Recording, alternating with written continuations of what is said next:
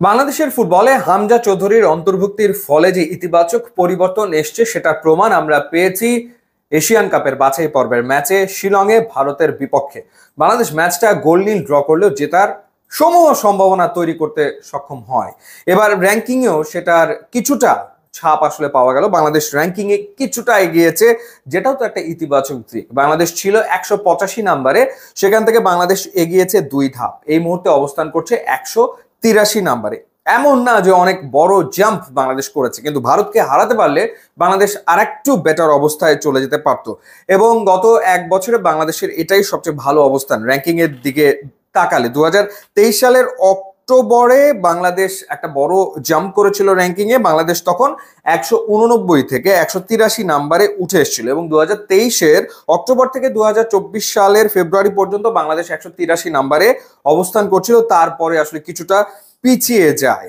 তো এখন আবার বাংলাদেশ একটু এগোলো, এবং ভারতের বিপক্ষে ড্র করার ফলে বাংলাদেশের পয়েন্ট বেড়েছে 5.35, এবং বাংলাদেশের মোট পয়েন্ট হচ্ছে 904.16, এবং 906.8 পয়েন্ট নিয়ে বাংলাদেশের ওপরে রয়েছে ভুটান। এখন আমাদের নেক্সট ম্যাচ জুনে সিঙ্গাপুরের বিপক্ষে, এবং সিঙ্গাপুর এক ধাপ পিছিয়ে গেছে। তারা 160 নাম্বারে ছিল, সেখান থেকে তারা 161 নম্বরে চলে গেছে। সিঙ্গাপুরকে যদি বাংলাদেশ ঘরের মাটিতে হারাতে পারে, তাহলে র্যাঙ্কিং এ একটা সিগনিফিকেন্ট চেঞ্জ বাংলাদেশ আনতে পারবে। সেক্ষেত্রে বাংলাদেশের পক্ষে 7-8 ধাপ এগিয়ে যাওয়া সম্ভব হবে যদি সিঙ্গাপুরের বিপক্ষে বাংলাদেশ ম্যাচটা জিততে পারে, এবং আমরা যে আশাটা বা যে স্বপ্নটা আসলে দেখছি। ওভারঅল র্যাঙ্কিং এর নাম্বার 1 স্পটে যথারীতি আর্জেন্টিনাই রয়েছে, এবং তারা ব্রাজিলকে সবশেষ সাক্ষাতে 1-1 গোল দিয়েছে, অর্থাৎ 4-1 গোলে ম্যাচটা জিতেছে আর্জেন্টিনা।